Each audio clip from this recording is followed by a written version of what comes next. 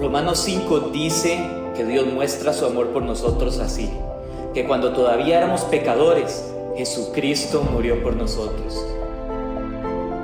Porque Él nos amó de tan grande manera, amamos a los demás. Esa es su iglesia, donde somos edificados y consolados, incorporados y restaurados, discipulados y enviados. Y aquí es donde inicia, porque en todo lugar donde vayamos, toda persona debe conocer las buenas nuevas. Por eso predicamos en todo tiempo, agradecidos con su fidelidad.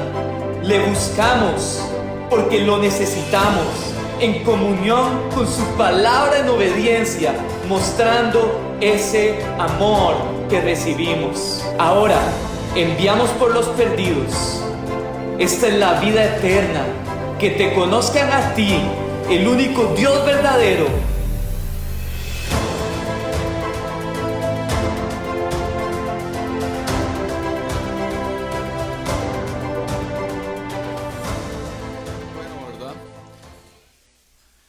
Hoy, como saben, estamos finalizando, estamos casi terminando esta serie que hemos estado compartiendo las últimas semanas acerca del Mesías esperado. Y si usted ha puesto atención a la serie, sabrá que estamos hablando de este versículo, Isaías 9:6. Vamos a leerlo un momento. Porque un niño nos es nacido, hijo nos es dado, y el principado sobre su hombro. Y se llamará a su nombre admirable consejero, Dios fuerte, Padre eterno, príncipe de paz. Y el mensaje de hoy se llama El príncipe de paz y los pacificadores. Como usted sabrá, en cada uno de los mensajes de las semanas pasadas hemos tocado cada uno de esos títulos que el Señor le da, que Dios le da a través de Isaías su profeta, 700 años antes de que Jesús viniera. Le da esos títulos al Mesías, al único Hijo de Dios, al Cristo, aquel que venía a salvar al mundo. Y entre ellos está Príncipe de Paz, no es la excepción. Este título es un poco diferente al resto. Tiene una connotación de gobierno, tiene una connotación de una monarquía, un príncipe. Todo mundo en el tiempo antiguo, en el mundo antiguo, sabía lo que era un príncipe.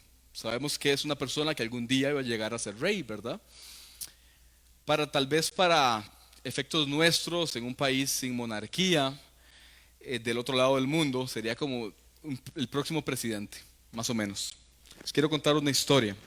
Hace unos días nos invitaron a Sao Paulo, a la compañía de nosotros, a compartir con otros emprendedores de diferentes lugares de Latinoamérica. Y yo me sorprendí por los proyectos de la otra gente, impresionante. Gente latinoamericana con todas nuestras faltas de recursos y muchas cosas que a veces pensamos que tal vez no somos tan inteligentes como otra gente. Uno de los proyectos que más me sorprendió es una gente que genera energía eléctrica con las olas del mar.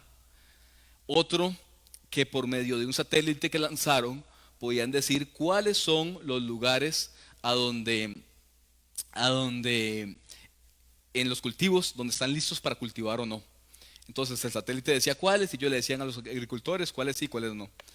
Y uno de unos amigos nuestros que me gustó muchísimo fue que desarrollaron y fabricaron la primera computadora en Latinoamérica. Esta computadora es de bien social, se la dan a personas, a niños en muchos países latinoamericanos que sabemos que tienen pobreza muy extrema. Le dan estas computadoras para que ellos puedan estudiar como cualquier otro niño que sí tiene los recursos. Y la computadora no solo la fabricaban todos ellos, sino que hasta el software era hecho por ellos, así que era un software libre. Entonces, muy interesante. Y la pregunta que usted se hará, y tal vez yo me hice en ese momento, yo decía, ¿por qué esta gente no es millonaria? ¿Por qué esta gente no ha llevado esa idea a nivel mundial? Y la respuesta es muy simple: por malos gobernantes que hay en Latinoamérica. Y tanta corrupción y tanta inoperancia en todos los países de Latinoamérica. Uno de esos días que estábamos ahí, nos invitaron algunos a ir a una conferencia y la organización nos pidió un bus. Entonces el bus llegó, nos recogió a todos y veníamos todos ahí. Entonces yo, para meter un poquito de picante en la conversación, comencé a hablar de política. Entonces todos comenzaron a hablar de política y demás. Y los peruanos me contaban de cómo ellos están seguros que ellos son el país más afectado por la pandemia. Ellos me explicaban cifras de que per cápita, porcentualmente, ellos son el país donde más personas murieron en la pandemia. Y dice que eso solo fue un ejemplo de lo mal que estaba su gobierno. Tanta corrupción, habían hospitales que ellos prometieron no sé cuántas vacunas, prometieron oxígeno y nunca llegó. Y la gente de cualquier estrato social comenzaron a morir en Perú. Los argentinos me decían sobre la devaluación de su moneda. Si a usted le gusta la política, la economía, Argentina está a punto de caer en otro corralito. En el 2001, Argentina cayó en un corralito donde su moneda se devaluó de una manera tan impresionante que literalmente el gobierno les dijo: usted no puede sacar su dinero del banco, sus dólares no los puede ni sacar, porque tenía miedo que todo el sistema financiero quebrara. Y así fue. Y están a punto otra vez, por las pésimas políticas que han tenido públicas, de volver a caer en un corralito. Los colombianos ni podían mencionar el nombre de su presidente nuevo. No podían.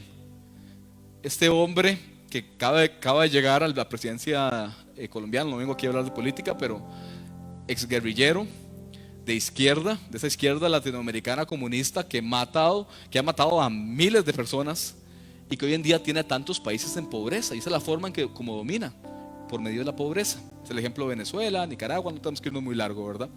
Y ese es el mismo cáncer que ha estado alrededor de toda Latinoamérica, al punto que en Sudamérica solo quedan 3 países que son de derecha, el resto son de izquierda. Esos días que estábamos ahí habían elecciones en Brasil y Lula terminó quedando, una persona que es un ex convicto probado que había robado dinero, quedó quedando de presidente. Es increíble ese tema. Pero ¿sabe qué? El Señor es bueno y el Señor cumple toda la palabra del Señor es perfecta. Tenemos que orar por los gobernantes de este país, porque eso es una cosa que persigue esta izquierda radical persigue a los cristianos. De hecho que 7 de cada 10 cristianos en países que están gobernados por esta izquierda son perseguidos en Latinoamérica. No hay que irse tan largo para saber dónde somos perseguidos los cristianos. En fin, tenemos que orar. La Biblia dice, Proverbios 29:2, cuando los justos gobiernan, el pueblo se alegra, pero cuando los perversos están en el poder, el pueblo gime, o el pueblo llora, o el pueblo está de luto, está triste. Pero esta promesa del Señor en Isaías, volviendo al versículo, esta promesa no es de un príncipe cualquiera el que iba a venir, es un príncipe de paz, dice la Biblia. Los tiempos de paz en el mundo antiguo y hoy en día son los tiempos donde hay abundancia, prosperidad, felicidad en el pueblo. Son los tiempos de paz de la promesa del Señor. ¿Este versículo se refiere a paz entre las naciones? No, es mucho más profundo que eso. La paz que trae este príncipe es mucho más profunda que solo paz entre las naciones. Ahora bien, les quiero contar algo. Si usted quiere ver paz en el mundo, envíe hombres y mujeres temerosas de Dios al mundo. Usted verá que los países que están en guerra hoy, no sé, como Ucrania, como Birmania, que tiene como 20 años de estar en guerra más, como Yemen, como Siria, van a alcanzar la paz. Porque si las personas obedecieran lo que dice la Biblia, y si amáramos a mi hermano como a mí mismo, si no le hiciéramos al prójimo lo que no me gustaría que me hicieran, los países estaríamos en paz. ¿No lo creen? Entonces, pero como les dije, este significado de la paz de este príncipe es mucho más profundo que eso. Vaya conmigo a Mateo 5, busque su Biblia. Y los 700 años desde el tiempo de Isaías se han cumplido y este príncipe de paz ha llegado al mundo y ha venido a salvar al mundo. Y está caminando en la misma tierra que caminamos usted y yo.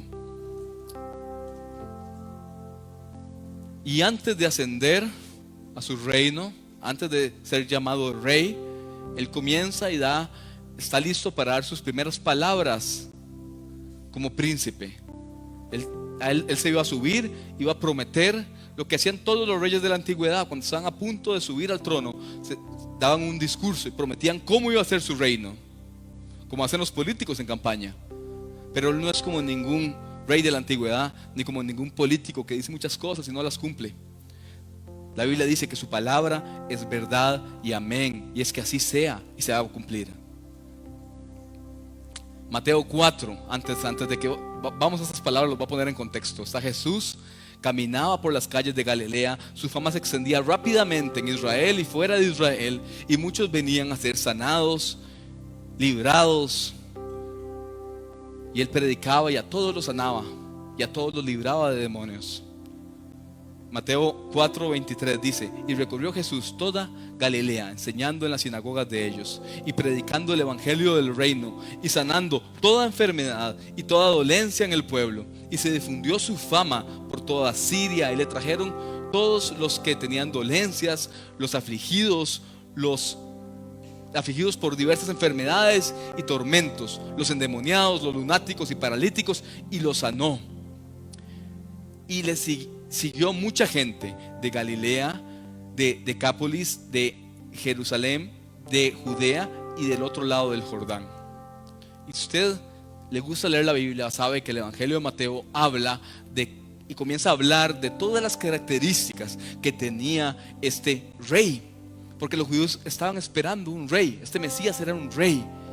Entonces Mateo se enfoca en cada característica que tenía este Mesías, este rey.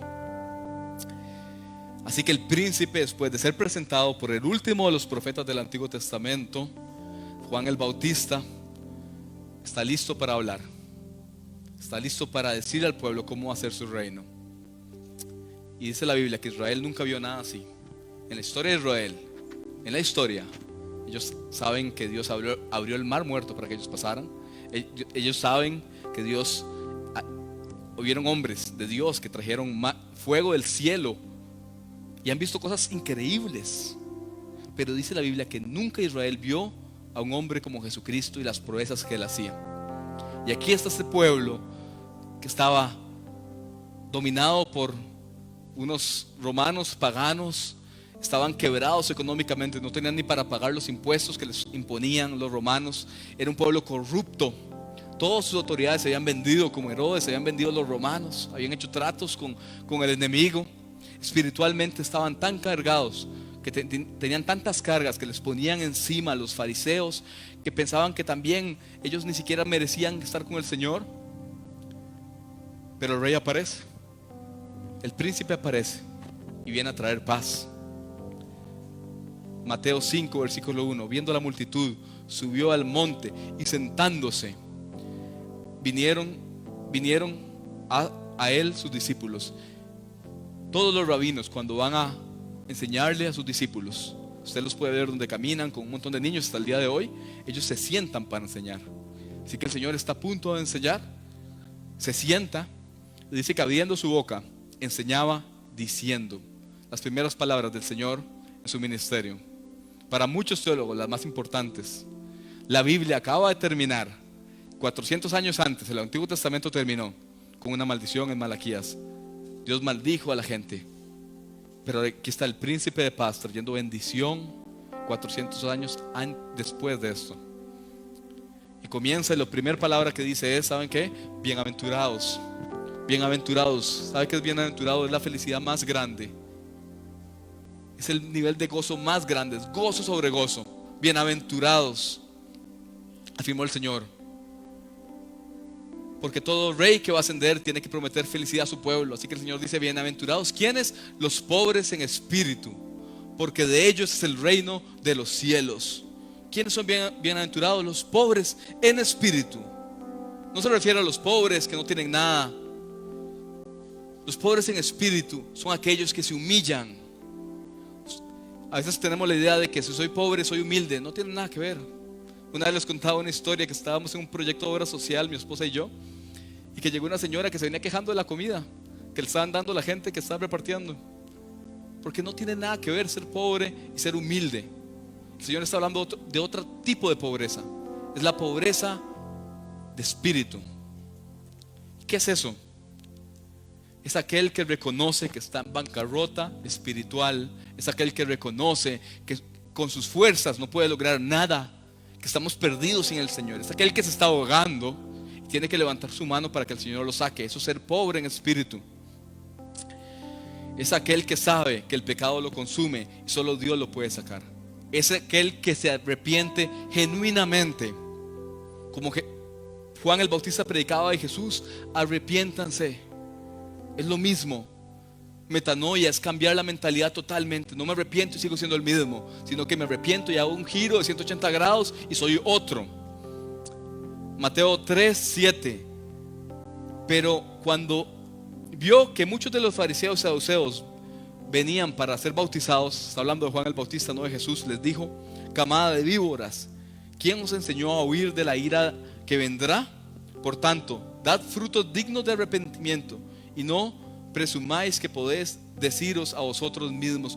¿Qué está diciendo este versículo? Está diciendo que venían estos fariseos a bautizarse con Juan, y Juan los para y les dice: no se arrepientan, no se vengan a bautizar porque ustedes no se han arrepentido. ¿Cómo lo sé? Porque no han dado frutos de arrepentimiento genuino.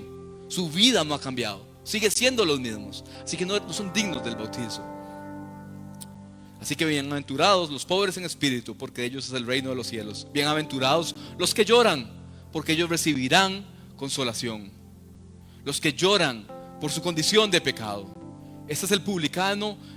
Le recuerda Lucas 8, el publicano y el fariseo suben al templo, cuenta el Señor en su parábola. Suben los dos y dice que el fariseo se para donde todos lo veían y levantaba sus manos y él oraba diciendo: Dios, gracias porque no me hiciste como estos.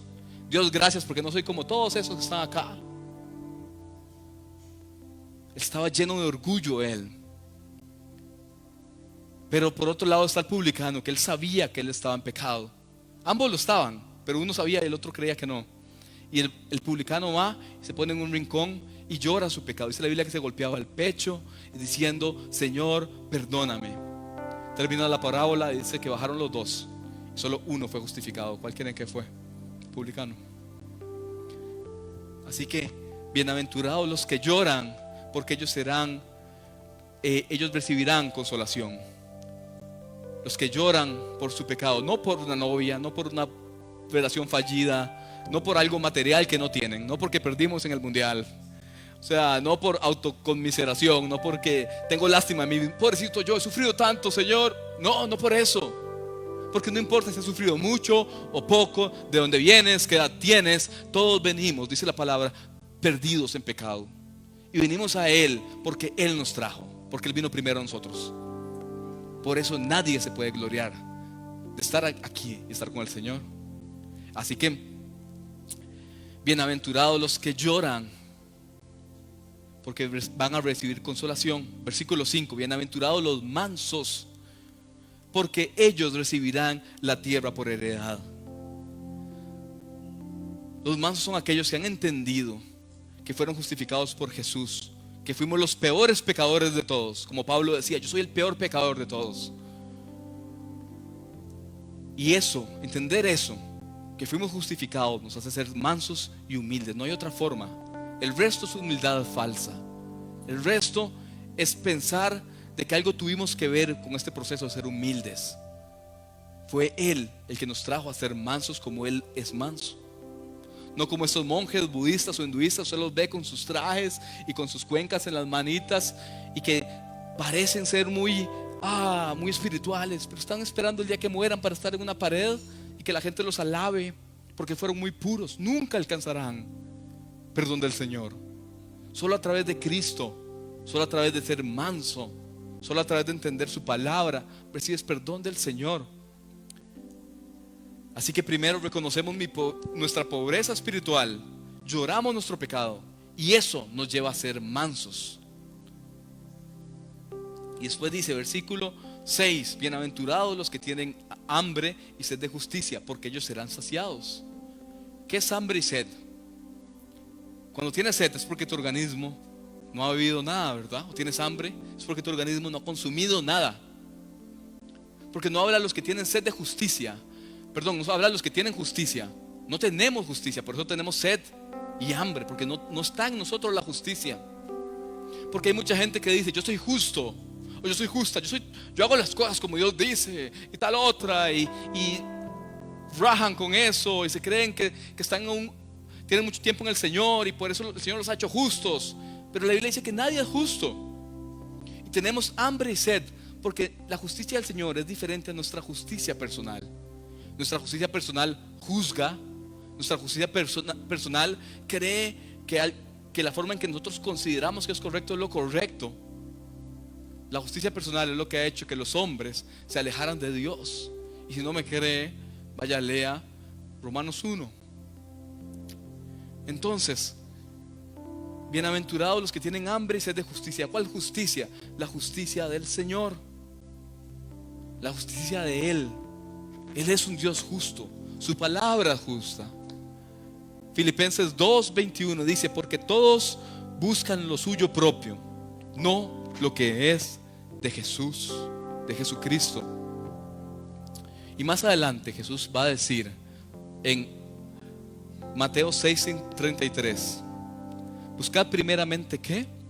El reino del Señor y su justicia, y todo lo demás el Señor lo va a traer por añadidura. Entonces, primero reconozco mi pobreza espiritual, lloro mi condición de pecado y eso me hace manso. Y siendo manso, solo ahí voy a entender la justicia del Señor y no la mía. Y voy a anhelar sus leyes y lo que es correcto ante los ojos del Señor y no ante mis propios ojos. Y el 7, bienaventurados los misericordiosos, porque ellos van a alcanzar misericordia. Y he escuchado esa palabra: nuestro Dios es misericordioso, dice la Biblia. Es grande en misericordia y tardo para la ira. Porque el Señor nos ama tanto que Él, pudiendo destruirnos a todos, viendo lo que hemos hecho con su creación, Él ha sido misericordioso y paciente. La misericordia está ligada al perdón, un aspecto básico del cristianismo. Si usted no perdona, el Señor no lo va a perdonar. Misericordia es un José habiendo sido vendido por sus hermanos porque le tenían envidia. Años después tener que recibirlos en su casa, él siendo la autoridad, él pudiendo mandarlos a matar. Él pudo haber dicho: me hicieron pasar que estuviera a la cárcel, que estuviera sin esperanza, me hicieron pasar que me fueran a matar, pero ahora están aquí, ¿sabes qué? Los trae a su casa y cena con ellos y los perdona. Eso es misericordia, mis hermanos. Es un Moisés rogándole a Dios que no castigara a su hermana, que había hablado mal de él. Es un David teniendo a su merced a su peor enemigo, aquel que lo ha querido matar muchísimas veces, teniéndolo borracho y pudiendo él matarlo y perdonándolo y amándolo. Eso es misericordia. Esa es la misericordia del Señor, y la misericordia como usted y yo debemos actuar todos los días. Entendemos el tipo de misericordia que el Señor nos pide y cómo la Biblia se va alineando y cómo cada una de esas cosas que el Señor pide en su primer discurso de este príncipe de paz tienen un sentido, tienen un orden. Así que primero reconozco mi pobreza de espíritu, lloro por mi condición, y esto me hace manso, y esto me hace entender, al ser manso me hace entender que anhelo la justicia del Señor, y esa justicia me lleva a ser misericordioso con los demás. Y ahora estoy llegando al clímax de este mensaje, al centro de este mensaje. Bienaventurados los de limpio corazón. ¿Por qué? Porque ellos verán a Dios. Nadie puede ver a Dios, dice la Biblia. Nadie. Usted dirá: ¿qué? ¿Jesús está contradiciendo con lo que dice la Biblia? Nadie nunca verá a Dios, pero solo aquellos que reconocen su pobreza espiritual, han llorado su pecado. Esto los hizo mansos. Siendo mansos, ¿qué? Tienen sed de justicia, ¿verdad? Y entiende la justicia y los hace ser misericordiosos. Solo estos podrán ver a Dios, porque estarán limpios de corazón. Usted va a la Biblia y usted ve que cuando Jesús caminaba, habían algunos que veían a Jesús como un hombre cualquiera, como un revoltoso, otros como un líder, otros como solo un judío cualquiera. Pero habían algunos que lo veían y lo llamaban Señor. ¿Sabes por qué? Porque Dios mismo les había revelado a estos que estaban limpios de corazón que el que estaba caminando al frente de ellos no era un hombre cualquiera, era el Señor de señores. Hasta un centurión romano lo vio y le dijo: Señor, te pido que sanes a mi hijo esclavo que está ahí en mi casa. No eres digno ni siquiera de entrar a mi casa. Porque ese centurión sabía que este hombre no era un hombre cualquiera. Había visto a Dios a través de este hombre. Así que solo aquellos que están limpios de corazón podrán ver a Dios. Si tú conoces al Señor, te has dado cuenta que a veces predicas con las personas, sacas tu Biblia y hablas, y la gente no entiende lo que le predicas, y la gente no capta lo que estás hablando, porque no pueden ver a Dios. Pero tú lo has visto, y tú sabes que el Señor está ahí, y tú sabes que Jesucristo es el Señor. Y todo esto fue despedazando la estructura religiosa de los judíos y del mundo. Y bienaventurados, con esto termino el versículo, bienaventurados los pacificadores, porque ellos serán llamados, ¿qué? Hijos de Dios. Los limpios de corazón se convierten en pacificadores, no entre los hombres nada más, sino que son aquellos que llevan el mensaje al mundo de que hay paz entre los hombres y Dios. Hay paz porque el príncipe de paz la trajo, y hay paz entre los hombres y el Señor. Los pacificadores son aquellos que llevan las buenas nuevas de que Dios se reconcilió con los hombres por medio de Jesucristo. Y Jesús habla de paz, pero también Él dice: ¿saben qué? Yo no vengo a traer paz, sino vengo a traer espada. Y usted dirá: ¿Jesús se contradice? No, es que la paz del Señor, la verdadera paz del Señor, trae consigo una espada. Porque cuando hablas la paz, porque cuando predicas la paz del Señor, cuando predicas las buenas nuevas, quieras o no, va a haber conflicto. Va a haber conflicto con la gente, porque algunos recibirán y otros pelearán contra eso. Usted sigue leyendo los versículos, dice que seremos perseguidos, y dice que levantarán falsos contra nosotros, mintiendo, porque ese es el fin de los pacificadores. Es la guerra, es la guerra por Él, pero vale la pena pelear esa guerra. Porque la paz del Señor no es esperar que en mi hogar no haya problemas, es quedarme callado cuando hay problemas y hay pecado y no decir nada porque quiero paz. Esa es la paz del mundo, esa es la tranquilidad del mundo. La paz del Señor es el hombre o la mujer que se levanta y dice: ¿sabes qué? Eso va en contra de lo que enseña el Señor y yo no lo puedo permitir. Es aquel que busca el reino del Señor aquí en la tierra. Esta tierra nunca, hasta después, será dominada por el Señor, y ya vamos a eso. Pero puedes traer el reino del Señor a tu casa. Puedes traerlo en medio de tanto conflicto, tanto pecado. Puedes llamar el reino del Señor a tu casa, porque tú eres un hijo, un pacificador de Él. Es quien lleva este mensaje al mundo. Gracias al Señor.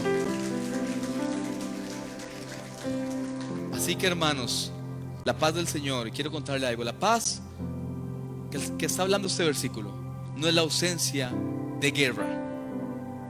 No es la ausencia de guerra.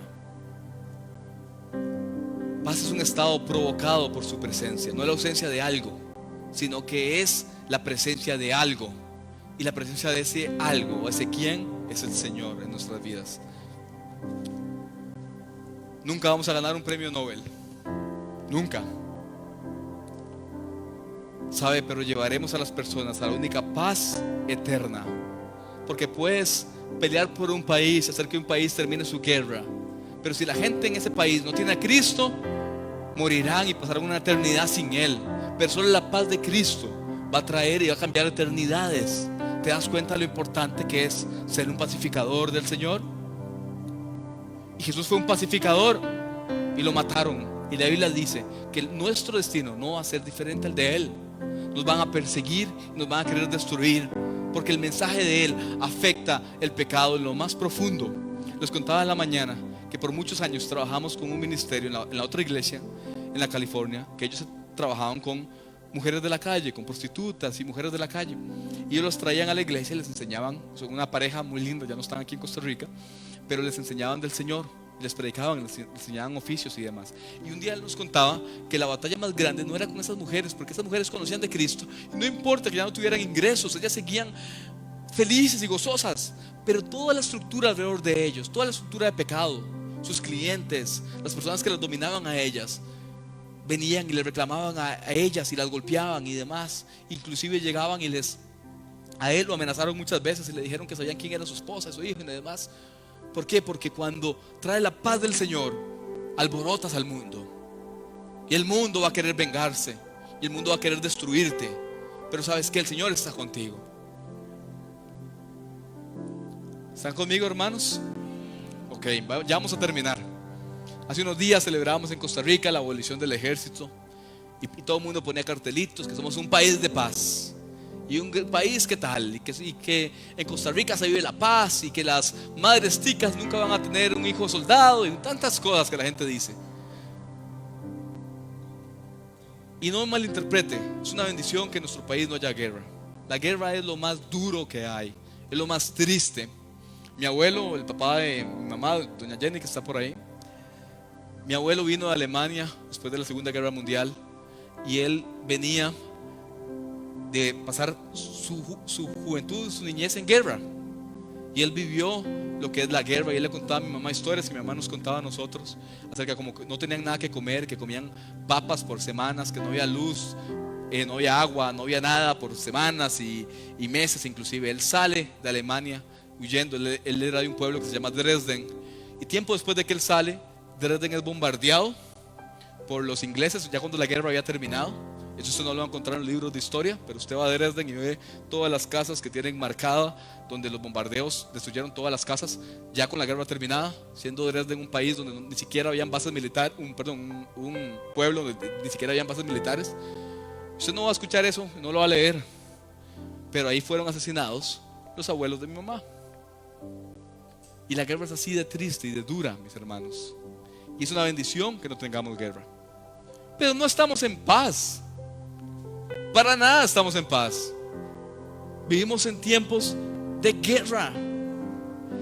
Todos los días vemos delincuencia, narcotráfico, familias destruidas, divorcios, niños abandonados. Y no hay que ir a la calle para ver niños abandonados. Vaya a un restaurante y vea a la familia, tal vez todos hablando y el niño con el celular, o todos con el celular. Hay guerras ideológicas en las universidades. Para los jóvenes hay guerras ideológicas. Estás en un lado si eres cristiano. Los que estuvimos en una universidad pública sabemos que eso es así todos los días. Hay guerras en todos los niveles de la sociedad con la corrupción. Todos los niveles de la sociedad, no solo en el gobierno hay corrupción, en todos los niveles hay corrupción. El tico quiere hacer todo de la forma sencilla, sin factura, lo que sea más fácil para mí. Me quiero beneficiar a mí, todo se trata de mí. Hay problemas económicos y crisis y la familia tiene que salir a trabajar. El papá y la mamá y los niños quedan solos y se vuelve un ciclo porque ese niño nadie lo educa y cuando es grande comienza a hacer lo malo o comienza a caer en las drogas o cae, no sé, en pandillas y después tiene otros hijos y tal vez ese día está en la cárcel y así son el ciclo que hemos estado viviendo por años. Hay problemas, hay abusos. Es el año en que más hemos tenido asesinatos en la historia de Costa Rica. Quiero que sepa eso. Y estamos en paz y celebramos que no tenemos ejército. ¿Se dan cuenta que no hay paz? Ni cerca de paz estamos. En fin, no hay paz, porque la verdadera paz del Señor es un lugar donde habita su presencia. Y sabes que no hay paz porque a todos los niveles de la sociedad no hay paz, porque en los hogares no hay paz, porque en los corazones de la gente no está limpio, porque no hay paz, porque no tienen lo más importante y la variable más importante de la paz, no tienen al Señor en su corazón. Si tú eres alguien que vino sin paz, tú sabes que esas palabras del Señor son tan reales, porque un día vinimos a Él y no teníamos paz, y hoy en día tienes paz, porque sabes que donde sea que camines, Él va contigo, porque Él no te desamparó nunca, porque Él ha estado contigo siempre y lo va a estar, porque Él cambió tu corazón y tu lamento, dice la Biblia, tu lamento y tu llanto en gozo y baile.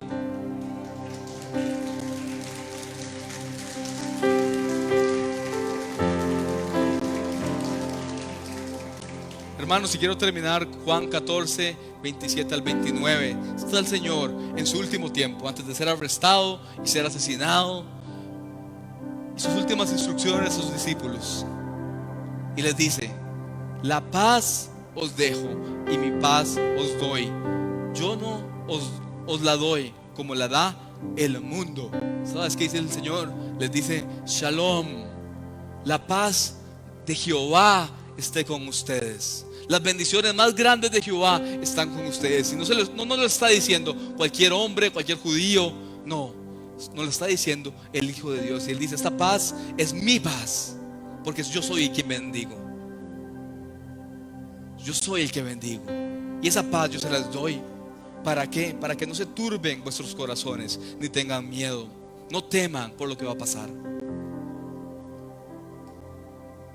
Habéis oído que yo os he dicho: voy y vengo a vosotros. Si me amáis, os habréis regocijado, porque he dicho que voy al Padre, porque el Padre es mayor que yo. Y ahora os lo he dicho antes de que suceda, para que cuando suceda crean. El Señor les dice: ¿saben qué?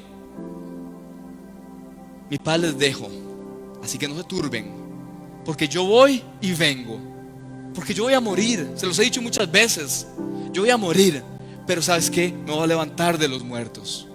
Y si ustedes me han escuchado, dice el Señor, estarían felices, tendrían gozo, porque saben que voy a volver. Y todo lo que el Señor dice es verdad y es amén. ¿Y saben qué pasó? Se levantó. Y ellos pasaron, los discípulos pasaron los peores días, el peor día de su vida. Pero el domingo en la mañana el Señor ya no estaba en la tumba, se levantó. Porque lo que Él dice se cumple y siempre se va a cumplir. ¿Crees en la paz de Él? Porque Él dice: yo les dije esto antes para que creyeran en mí. ¿Creen en mí? ¿Creen? ¿Saben qué, hermanos? El término que les dije al inicio, príncipe de paz, es el término que se usa para la segunda venida del Señor, cuando Él va a traer su reino de paz al mundo. Porque Él ya no va a venir como vino la primera vez, como un hombre sencillo. Dice que Él va a venir por los cielos y toda rodilla se va a tener que hincar ante Él. Y todo lo que Él ha dicho se ha cumplido hasta el día de hoy. Todo se ha cumplido. Y esto no va a ser la excepción. Él va a venir y va a traer su reino de paz. Y dice que la paz va a traer, esa paz que está en su reino, la va a poner en la tierra. Y vendrán los tiempos de paz, donde Él va a ser el príncipe de paz de esta tierra, como lo es en el cielo. Pero mientras tanto, Él tiene pacificadores acá. Él tiene personas a las cuales nos ha llamado pacificadores, aquellos que llevan la paz al mundo, aquellos que predican su paz y su palabra, aquellos que cambian eternidades de la gente con el mensaje más importante de todos los tiempos, el único mensaje que trae paz y paz eterna a los hombres. Y usted es uno de ellos, y esa es su responsabilidad.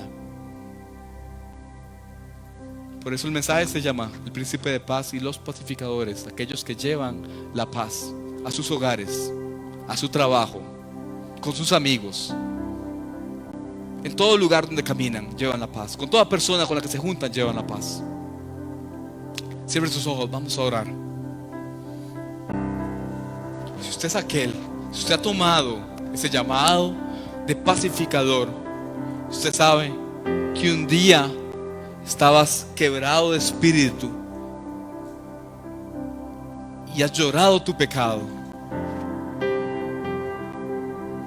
Sabes, y el Señor te ha levantado y te ha dado misericordia, y has anhelado su justicia, y Él ha limpiado tu corazón, y Él ha cambiado tu vida. Y hoy, a pesar de todos nuestros errores, puedes tomar ese título y hacerlo tuyo y decirle al Señor: Señor, soy uno de ellos, soy un pacificador, anhelo ser un pacificador y llevar al mundo aquello que tú me has dado. Si tú eres uno de ellos, ponte de pie.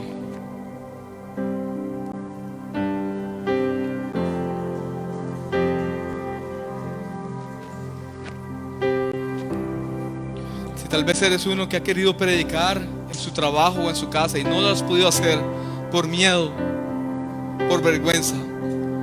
Hoy es el día que le digas: Señor, perdóname. Perdóname, Padre, porque no he sido valiente como tú lo fuiste por mí.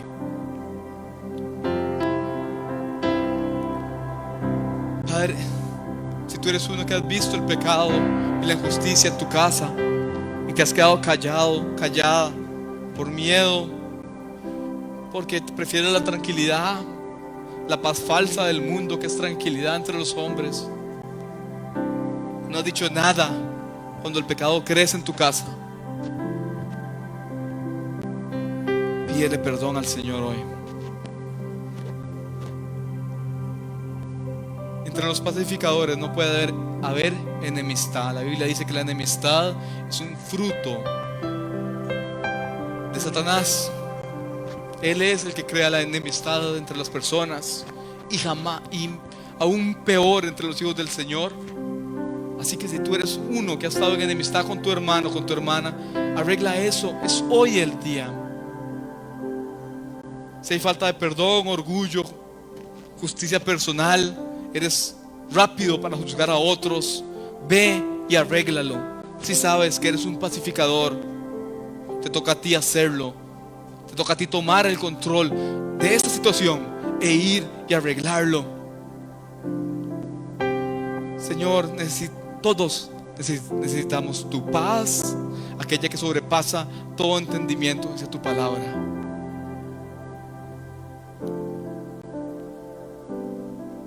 Padre, porque es mejor ser un pacificador en problemas y en persecución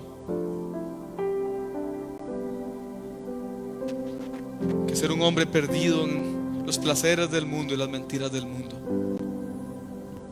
Padre, gracias por cada uno de los pacificadores de esta casa, por cada uno de los que predican al Señor y predican del príncipe de paz, aquel que ha venido, aquel que resucitó de los muertos y aquel que vendrá un día por nosotros, Señor. Y celebramos que tú eres, Señor, aquel príncipe de paz que el Señor prometió para el mundo.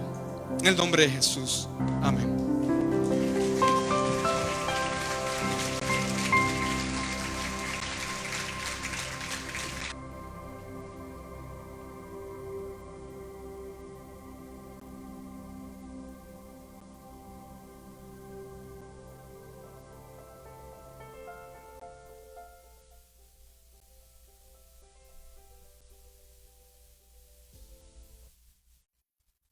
Bueno, iglesia, ya para ir terminando la reunión de hoy, Robert me decía ahorita que íbamos a recoger ofrendas, y los primeros que van a dar ofrendas y diezmo creo que son los chicos.